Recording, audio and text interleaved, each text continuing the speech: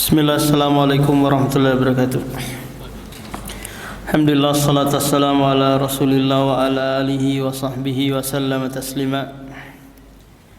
Nah, melanjutkan kembali kajian kitab Tafsirus Shalah, masih berkaitan tentang sujud, hukum membaca doa dari Al-Quran ketika sujud. Para ulama membolehkan membaca doa yang berasal dari Al-Quran ketika sujud selama niatnya berdoa dan bukan membaca Al-Quran. Nabi SAW menyebutkan dalam hadis niat bahwa apa yang dilakukan seseorang tergantung niatnya. Innamal a'malu binniyati wa innamal likulli imri'in ma nawa. Innamal a'malu mardudatun aw makbulatun binniyah. Hanya saja amalan itu ditolak atau diterima tergantung niatnya. Kalau dia baca Al-Quran niatnya untuk berdoa, maka dia dapat pahala. Kalau dia niatnya untuk membaca Al-Quran, maka berdosa. Az-Zarkashi menjelaskan mahallul karahati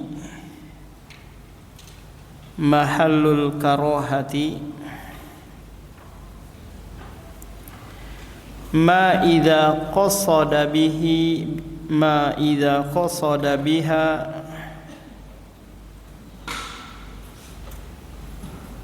al-qira'atah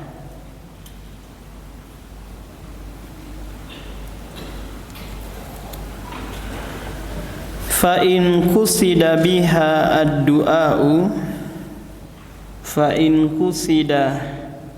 biha ad-du'a'u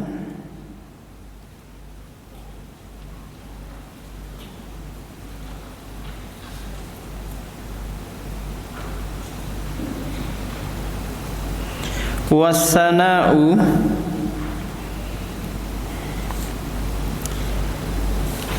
fayanbaghi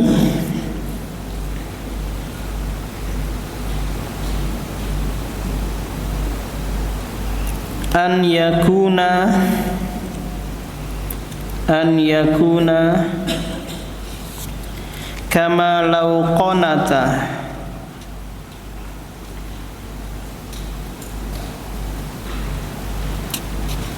bi ayatin minal qur'ani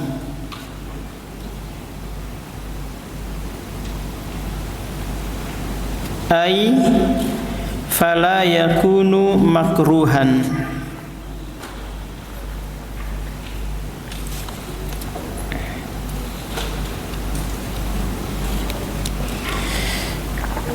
Sisi makruhnya adalah ketika membaca Al-Quran itu diniatkan dalam rangka tilawah,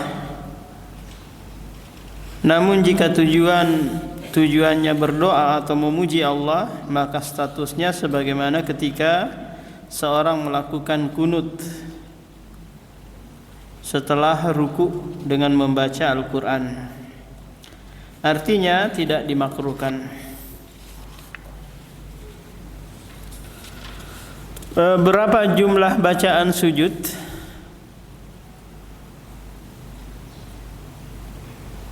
Bagian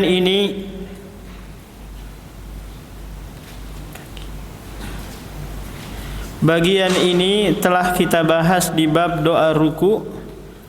Agar tidak mengulang, silakan Anda menyimak di halaman 140. Yang benar 163 ya Ummahat ya. Karena kalau 140 itu tentang Al-Fatihah. Iya kah? Coba lihat dulu.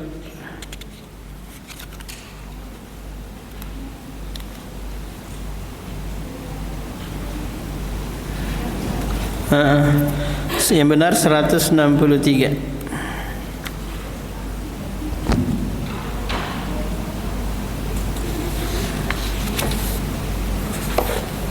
Nah, diganti itu 140 Jadi 163. Di sana dibahas tentang doa bacaan ruku, itu sama persis dengan bacaan doa sujud. Berapa kalinya? Sekali kah, 3 kali kah, atau berulang-ulang? Sudah kita paparkan di sana bahwa doa ruku dan doa sujud itu yang wajib 1 kali. 2 kali, 3 kali dan seterusnya ini hukumnya sunnah.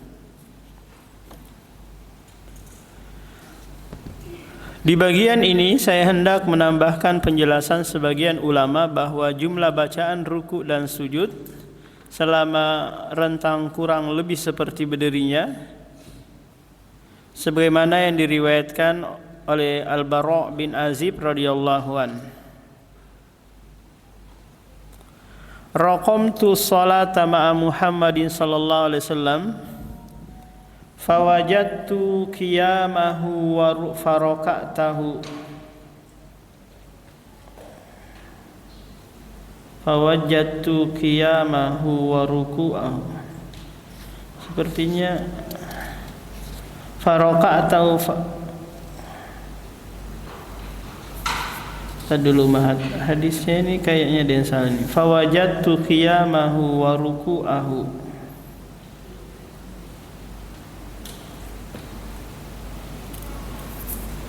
Tadi dulu mati, saya lihat dulu nih.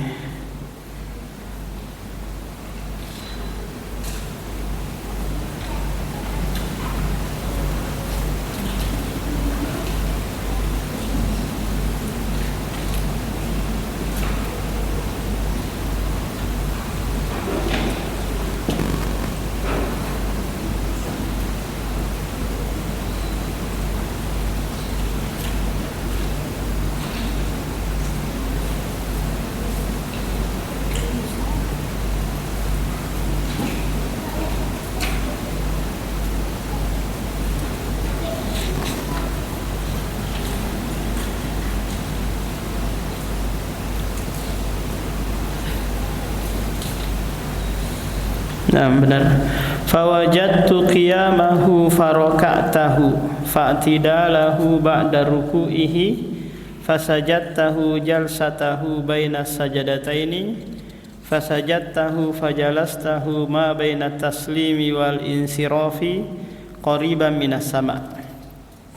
Hadis ini menjelaskan tentang waktu ruku dan iktidalnya, sujud dan duduk di antara dua sujudnya itu waktunya sama.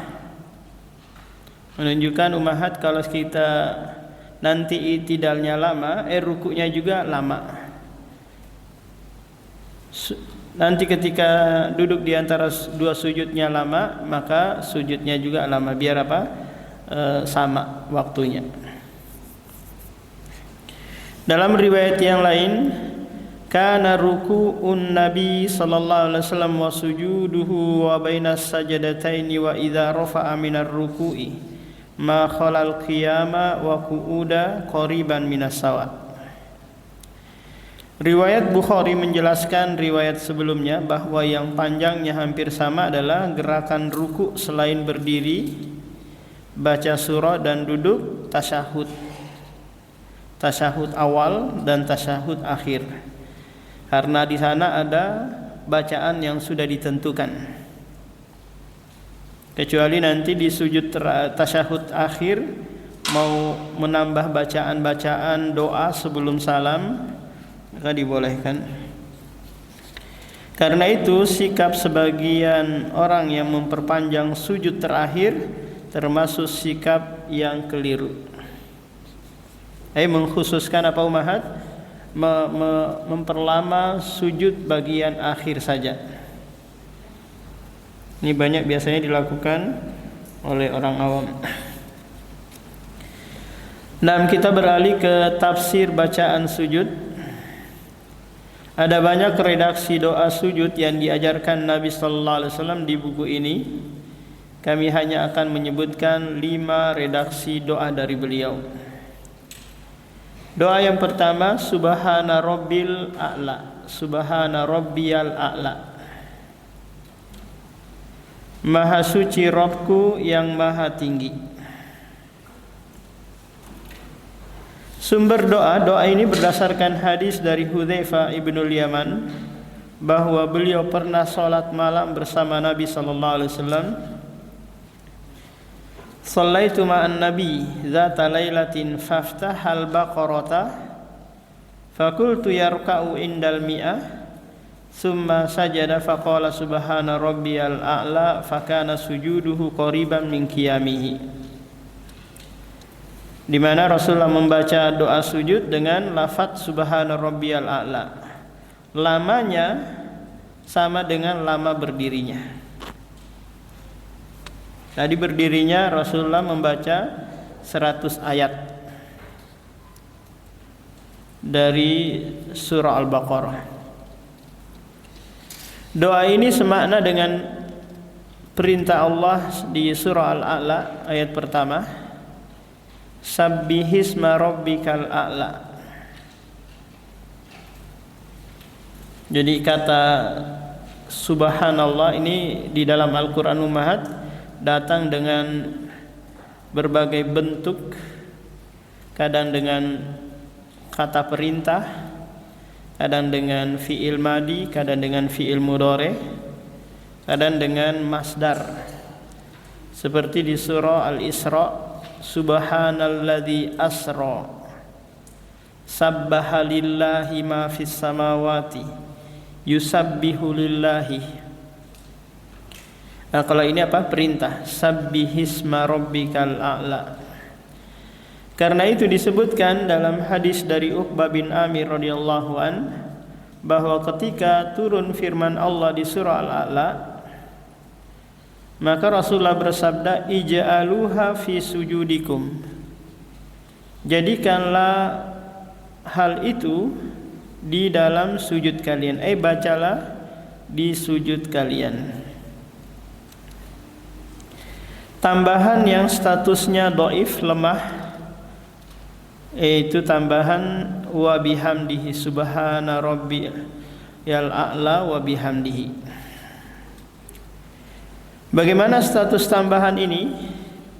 Ulama berbeda pendapat mengenai status tambahan ini. Sebagaimana ulama berpendapat tidak dianjurkan karena hadisnya dhaif. Di antaranya adalah Ibnu Salah,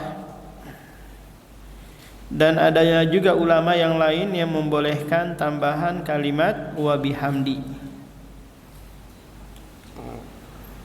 Karena memang ada riwayat yang datang yang menyebutkan ummahat bahwa siapa yang mengucapkan subhanallahi wa bihamdi maka gurisat nakhlatun fil jannah, akan ditanamkan satu pohon kurma di surga. Paham? Makin banyak mengucapkan, makin banyak nanti pohonnya di surga. Subhanallahi wa bihamdi.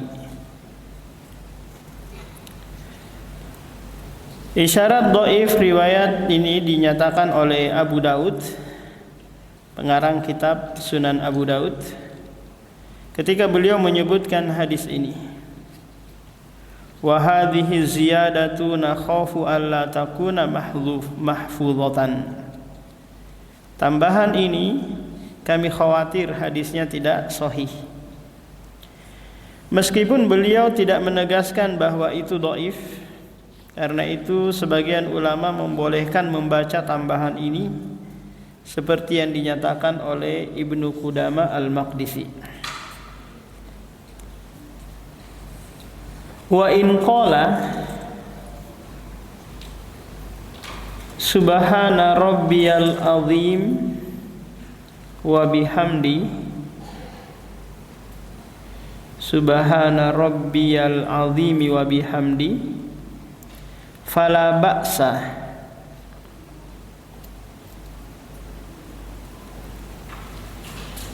fa inna Ahmada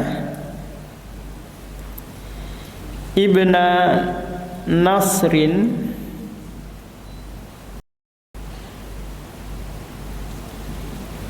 Rawa an Ahmada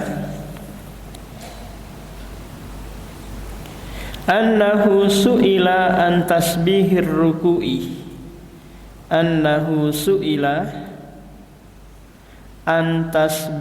ruku'i was sujudi subhana rabbiyal azimi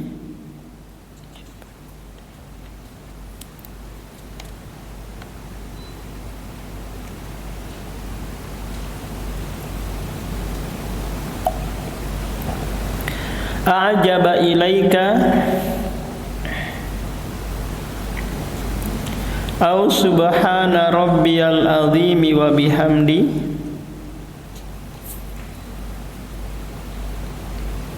faqala qad jaa hadza wa jaa hadza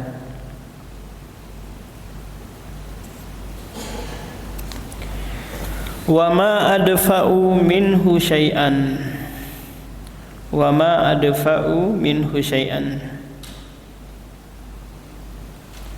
Jadi Imam Ahmad rahimahullah tidak menolak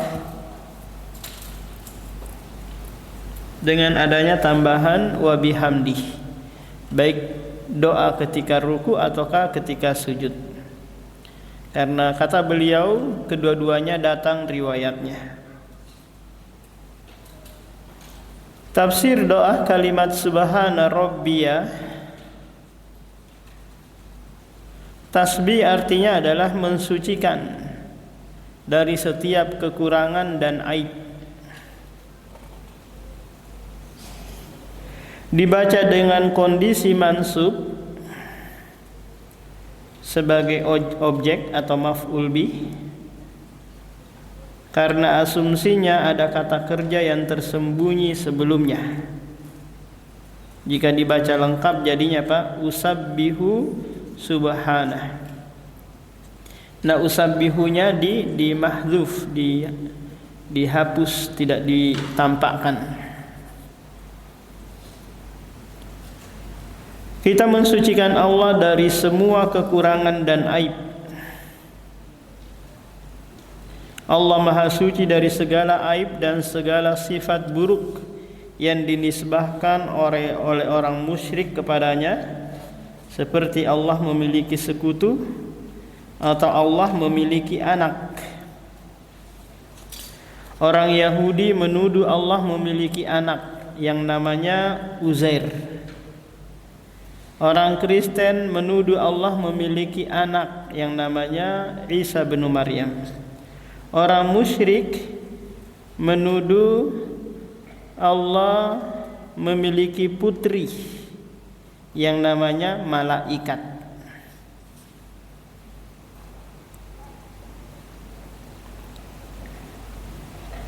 Ini adalah kekurangan bagi Allah Subhanahu wa taala kalau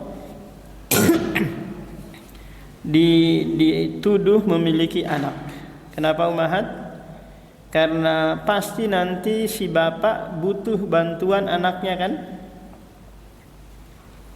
Dan si bapak tidak lagi Maha Esa, karena ada yang membersamainya, anak dan istrinya. Dan yang lebih parah daripada itu ummahat adalah kalau Allah memiliki anak, konsekuensinya Allah harus mati. Karena tidaklah yang memiliki anak dan yang dilahirkan akan berujung pada kematian.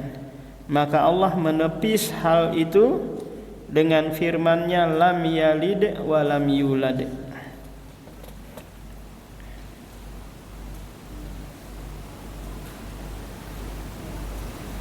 Orang-orang yang menuduh Allah memiliki anak ummahat tujuannya banyak sekali. Yang pertama untuk meniadakan keesaan Allah. Yang kedua untuk melegalkan maksiat dan hawa nafsu mereka. Ini tujuan-tujuan apa? Mereka menuduh Allah memiliki anak. Kalimat al-a'la artinya yang maha tinggi. Ada 3 nama Allah yang menunjukkan makna maha tinggi: Al-Ali, Al-A'la, dan Al-Muta'al. Wa huwal aliyul azim di ayat kursi. Sabbihisma rabbikal a'la di surah Al-A'la. Di surah Ar-Ra'd, alimul ghaibi wasyahadatil kabirul muta'al. Dan nama Al-A'la menunjukkan kemahatinggian yang paling sempurna karena menunjukkan isim tafdil. Syekhul Islam menjelaskan, wal a'la ablagu minal ali. Ablagu minal ali.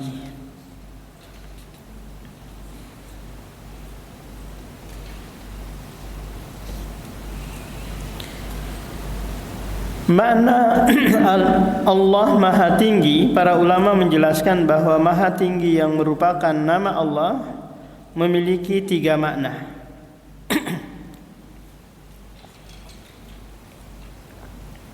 Tinggi sifat, dalam arti Allah memiliki sifat-sifat yang mulia yang sempurna, sehingga makna Allah Maha Tinggi artinya Allah Maha Mulia, Maha Tinggi sifat-sifatnya. Kita punya pendengaran umahat? Punya kan? Iya, Allah juga punya pendengaran. Cuma pendengaran Allah sempurna, menembus segala suara, dapat mendengar segala suara. Meskipun yang memohon kepadanya 3 juta atau 4 juta bersamaan dengan permohonan yang berbeda-beda, dengan permintaan yang berbeda-beda, Allah mampu memilah-milih perbedaan permohonan mereka. Kita umahat, kalau ada orang, nggak usah 2 gitu ya, 5 orang atau 4 orang bicara dengan bicara yang bersamaan, apa nggak stres kan kita? Satu-satu nah kalau bicara, saya nggak paham, nggak ngerti. Ini baru 5 orang. Dan ternyata kalau kita punya pendengaran yang sempurna umahat, kita akan stres hidupnya. Bayangkan kita mau tidur dengar suara ribut di Jakarta sana, dengar suara ribut di mall mana gitu. Demikian juga penglihatan Allah Maha sempurna, bisa menembus segala apa yang bisa dilihat, sementara pandangan kita terbatas.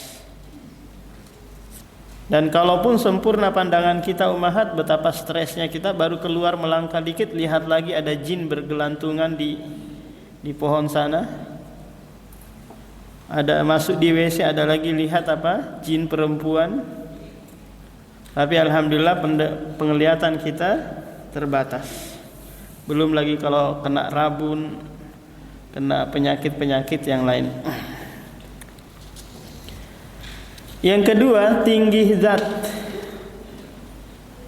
Artinya zat Allah berada di atas, terpisah dari seluruh makhluk. Perhatikan umahat, Allah itu berada di atas arsy. Dan Allah itu tidak lengket atau duduk di atas arsy sebagaimana kita duduk di lantai atau duduk di kursi. Pantat kita lengket di mana umahat? Di lantai kan? Nah, Allah di atas arsy maknanya adalah tidak mumasah, menyentuh. Dan di atas Allah tidak ada lagi sesuatu. Tidak ada lagi langit, tidak ada lagi bintang-bintang, nggak ada.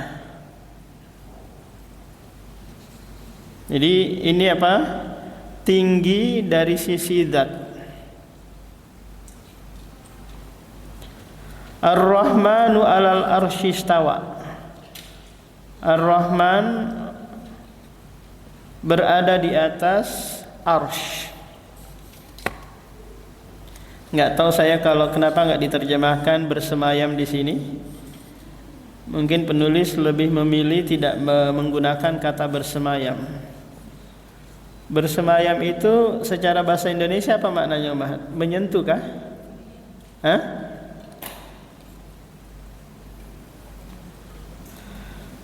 Yang ketiga, tinggi kekuasaan, ulul qahr.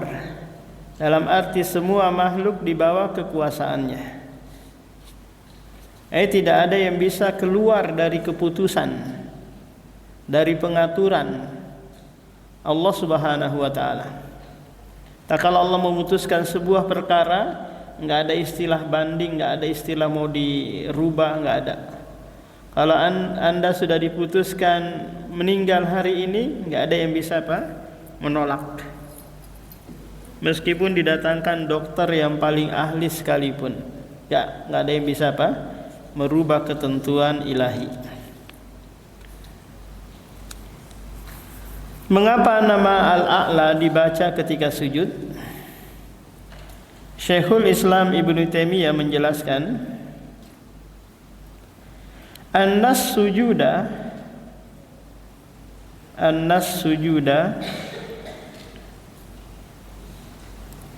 ghayatul khudu'i wadh-dhulli. Ghayatul khudu'i wadh-dhulli.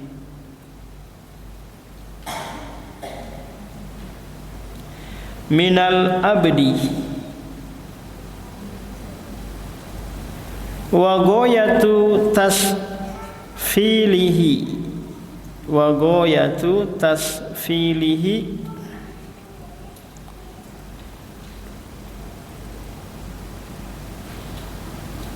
wa tawadu'ihi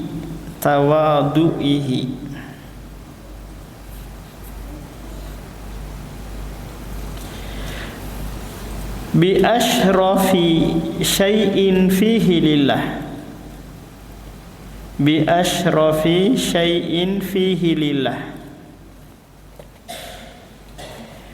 wa huwa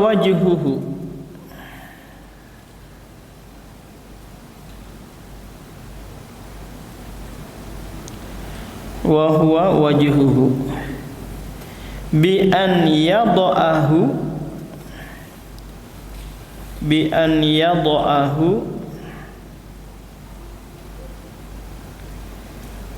ala turabi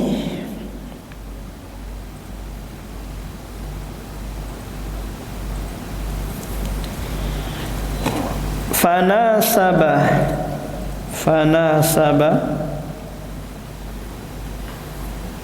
fi ghayati sufulihi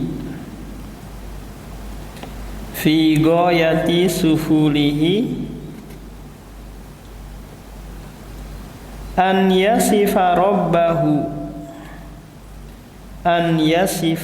rabbahu bi annahu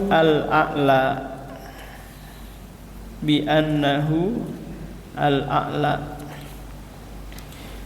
bahwa sujud merupakan gerakan puncak ketundukan dari seorang hamba dan gerakan yang paling rendah, paling tawadu dari hamba, dengan meletakkan anggota badan paling mulia di hadapan Allah, yaitu wajahnya, yang dia letakkan di tanah, sehingga sesuailah ketika hamba berada di kondisi paling rendah, dia memuji Rabb-nya, bahwa dia yang maha paling tinggi.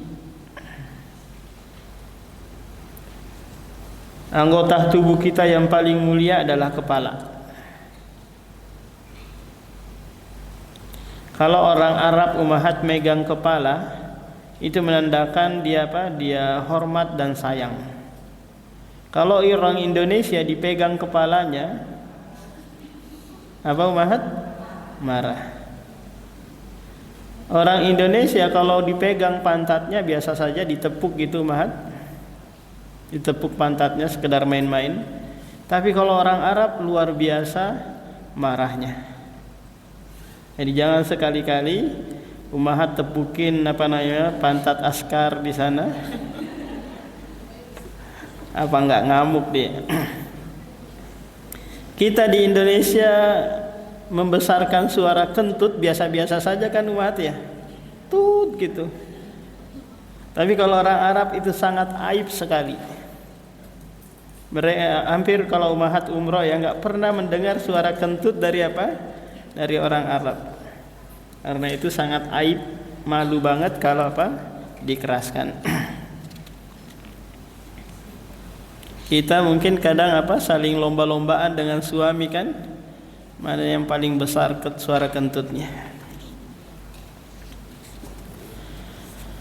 Keterangan semisal juga disampaikan oleh Asy-Syaukani, ulama Yaman. Beliau rahimahullah menjelaskan, wal hikmatu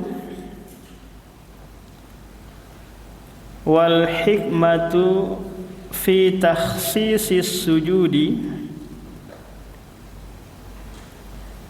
wal hikmatu fi takhsisis sujudi bil a'la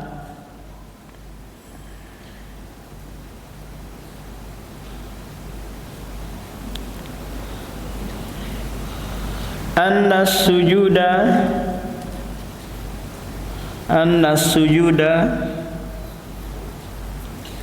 lima kana fihi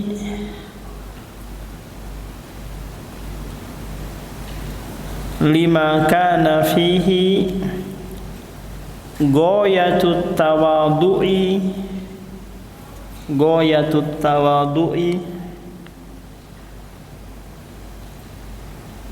lima fihi min wad'il jabhati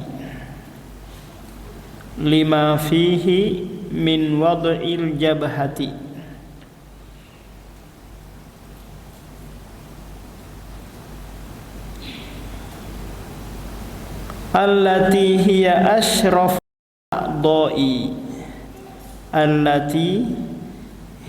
asyraful a'dha'i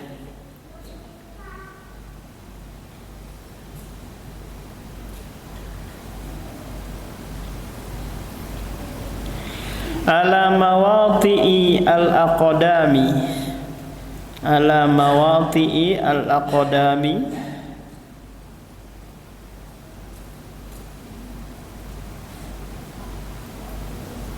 kana afdalu minar ruku'i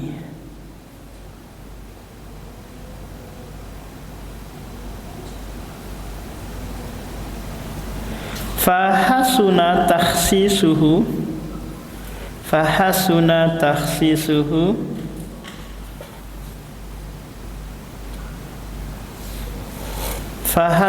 takhsisuhu bima fihi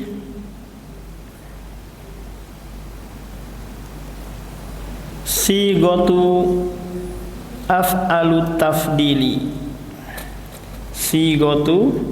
af'alu tafdili wa huwa al-a'la. Hikmah penyebutan nama Allah al-a'la hanya dilakukan ketika sujud karena dalam kegiatan ini ada puncak tawaduk kerendahan. Ketika itu hamba meletakkan dahi yang merupakan anggota badan yang paling mulia sejajar dengan kaki, karena kaki di lantai, dahi juga di lantai, sehingga sujud lebih afdol dibandingkan ruku.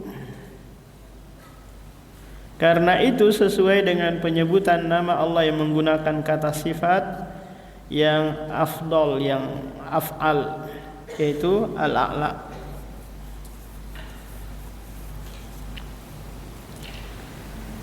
Doa kedua, subhanakallahumma rabbana wa bihamdika allahumma gfirli. Yang mana umahat yang sering dibaca ini atau yang sebelumnya? Gak pernah dibaca yang ini. Mulai dari TK sampai punya cucu baca itu terus. Subhana rabbil a'la wa bihamdi. Nah, sekali-kali nanti di Mahat di selang-seling biar enggak otomatis gitu. Doa kedua, subhanakallahumma rabbana wa bihamdika allahumma ighfirli. Sumber doa ini berdasarkan hadis Aisyah radhiyallahu an, beliau menceritakan, kana Nabi sallallahu alaihi wasallam yuksiru an yaqula fi ruku'ihi wa sujudihi subhanakallahumma rabbana wa bihamdika allahumma ighfirli. Yata'awwalul Qur'an. Yata'awwalul Qur'an ini sudah berlalu maknanya Ummahat, yaitu Rasulullah sallallahu alaihi wasallam mempraktekkan Al-Qur'an yang memerintahkan dia untuk bertasbih dan beristighfar, yaitu di surah apa Ummahat? Di surah An-Nasr. Ini adalah surah yang terakhir turun kepada Rasulullah. Ada perintah di situ sabih kan dan istighfar.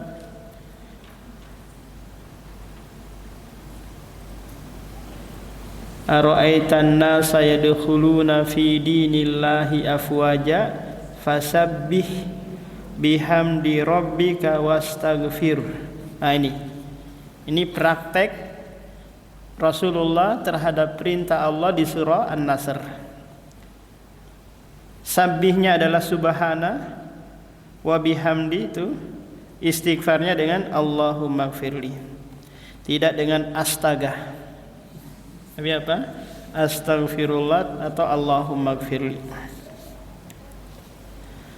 Penjelasan sama seperti yang sudah dibahas di doa ruku. Doa ketiga, subuhun kuddusun rabbul malaikati warruhi. Ruh di sini adalah Jibril alaihi salam. Sumber doa ini berdasarkan hadis dari Aisyah radhiyallahu an. Anna Nabiy sallallahu alaihi wasallam kana yaqulu fi ruku'ihi wa sujudihi subuhun kuddusun rabbul malaikati warruh. Aisyah mendapatkan hal ini ketika Rasulullah salat malam di rumahnya. Beliau baca ini dan didengarkan oleh Aisyah. Dari mana Aisyah tahu bahwa Rasulullah membaca doa ini ketika sujud Ummahat?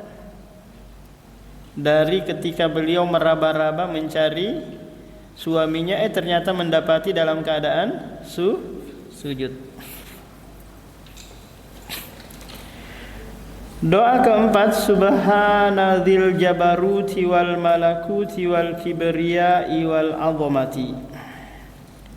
Maha suci zat yang memiliki jabarut dan malakut dan memiliki kebesaran dan keagungan.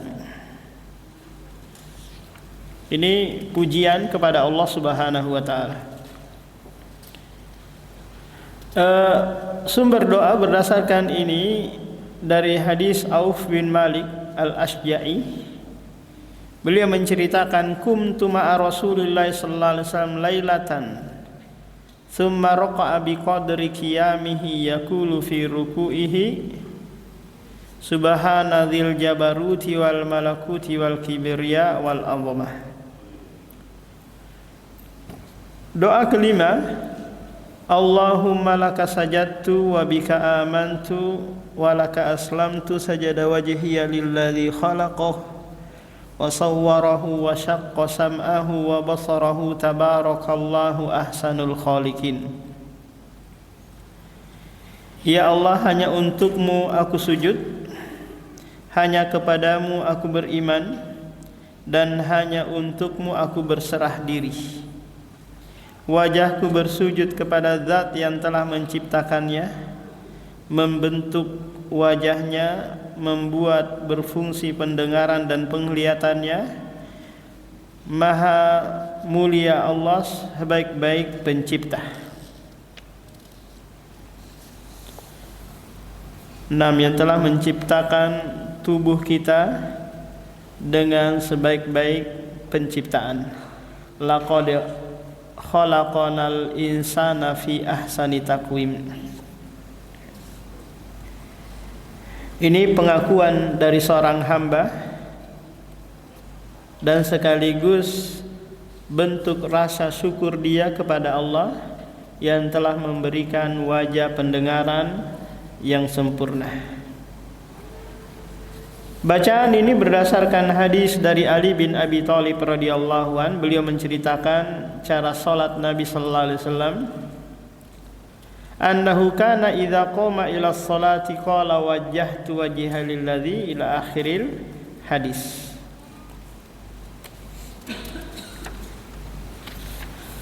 Tafsir doa, Allahumma laka sajadtu wa bika amantu wa laka aslamtu. Kalimat ini merupakan pengakuan orang yang sedang sholat akan penghambaan dirinya kepada Allah, zat yang mereka sembah, sehingga mereka serahkan semua ibadah dan urusannya hanya untuk Allah. Termasuk kita berislam hanya untuk Allah, dalam arti kita siap untuk tunduk terhadap semua perintah dan larangannya. Ini dikenal dengan apa ummahat? Islam. Islam itu istislam, yaitu tunduk terhadap segala perintah dan larangan Allah dan Rasulnya. Kalau masih ngeyel, kalau masih menolak dengan hawa nafsu, berarti belum istislam. Dan ridho kepada semua takdir. Kalau dia belum menerima, dia dipoligami mungkin, akhirnya dia mencak-mencak sana sini, pasang di media sosial. Ini berarti apa ummahat?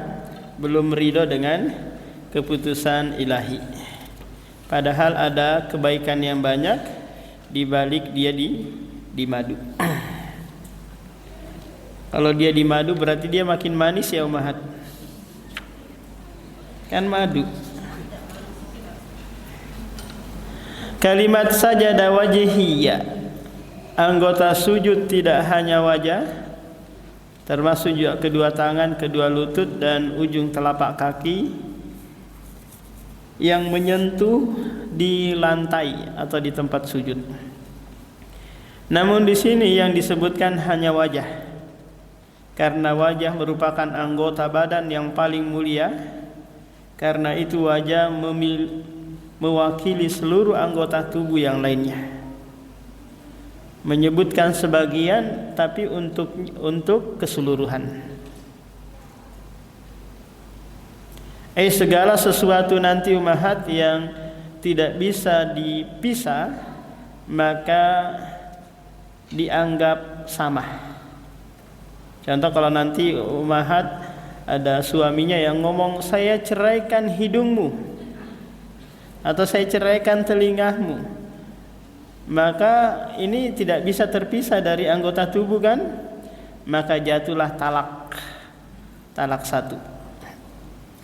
Saya ceraikan lututmu, karena lututnya mungkin hitam, maka ini jatuh talak. Menyebutkan sebagian tapi maknanya apa ummahat? Keseluruhan. Ibnu Arabi menjelaskan kalimat ini, wal muradu fi hadzal hadisi sajadat jumlati wa ra'si wa qad yukna bil wajhi anil jumlah. Jadi keseluruhan tubuh bisa diwakili dengan wajah. Seperti dalam surah Ar-Rahman ummahat, Allah menyebutkan kullu man 'alaiha fan wa yabqa wajhu rabbika dzul jalali wal ikram. Segalanya akan binasa kecuali wajah Allah. Berarti tangannya, kakinya binasa dong? Enggak. Ini maknanya menyebutkan sebagian untuk keseluruhan. Kalimat lilladzi khalaqahu wa sawwarahu. Allah menciptakan dan menjadikan manusia dalam bentuk yang paling sempurna dibandingkan hewan, binatang-binatang yang lain ummahat. Dibandingkan jin, nggak tahu yang apa namanya, yang membentuk gambar jin kayak mana bentuknya, mereka yang kayak pernah lihat jin aja, dibuat aneh-aneh tampangnya. Allah menciptakan dan menjadikan manusia dalam bentuk yang paling sempurna. Allah berfirman, alladzi khalaqaka fasawwaka fa'adalak fi ayyi suratin ma syaa rakkabak. Dalam bentuk apa saja yang dia inginkan. Tapi tentu Allah maha hikmah ummahat. Gak mungkin anak kita mirip wajah tetangga. Pasti mirip ayah atau ibunya. Apalagi mirip Pak Lek sayur, gak mungkin. Tapi pasti apa? Mirip ibu dan bapaknya. Karena kalau mirip Pak Lek sayur akan curiga terus suami kan. Jangan-jangan.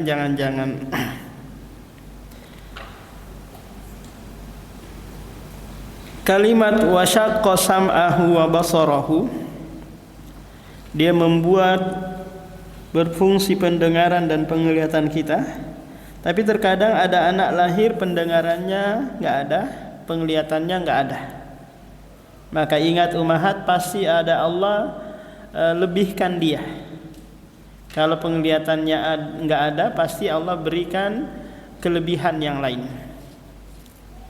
Tidak Allah menutup satu pintu kecuali Allah akan membuka kelebihan-kelebihan yang lain. Al-Qurtubi mengatakan Allah menciptakan pendengaran dan penglihatan di wajah manusia. Kalimat tabarakallahu ahsanul khaliqin. Kata tabarok artinya maha tinggi, maha agung, zat yang banyak kebaikan untuk makhluknya. Tabarok ini ummahat merupakan satu-satunya fiil atau kata kerja yang subjeknya itu hanya Allah. Paham? Hanya Allah. Tabarok maknanya adalah yang mendatangkan keberkahan kepada waktu, kepada zat, kepada benda dan yang lainnya. Ini hanya Allah. Tidak dimiliki oleh manusia kecuali yang Allah jadikan jasadnya berkah seperti baginda Rasulullah. Ketika dia menyentuh makanan jadi jumlahnya banyak, minuman jadi jumlahnya banyak, enggak habis-habis. Beda dengan sahabat tabi'in yang lainnya, ulama-ulama enggak ada keberkahan dari jasadnya. Semua ciptaannya sempurna, terutama manusia karena penciptaan Adam dan keturunannya menunjukkan tanda kebesaran dan kekuasaan Allah Subhanahu wa taala. Nah, ini judul baru ummahat. Insyaallah pada pertemuan berikutnya kita bacakan ini. Nah, demikian subhanakallahumma wa bihamdika asyhadu an la ilaha illa anta astaghfiruka